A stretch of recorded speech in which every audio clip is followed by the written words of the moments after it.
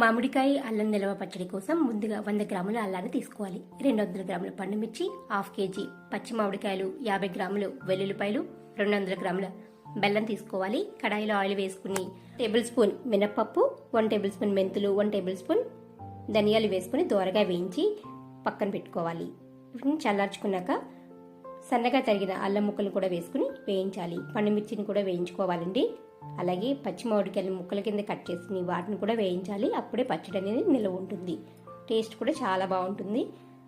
మరీ ఎక్కువ మగ్గాల్సిన అవసరం లేదు, తడిపోతే సరిపోతుంది. వీటినన్నిటిని ఒక్కొక్కటిగా మిక్సీ జార్లో వేసుకుంటూ 1/3 కప్పు సాల్ట్ పడుతుందండి. ఈ సాల్ట్ వేసుకుంటే మీరు మిక్సీ పట్టుకోవాలి.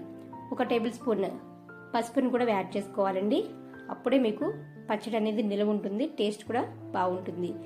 చూసారు కదా, ఈ విధంగా అన్నీ వేసుకుని మిక్సీ పట్టిన తర్వాత దీనికి తాలింపు వేసుకుంటే చాలా బాగుంటుంది. మీరు ఇది ఫ్రిడ్జ్లో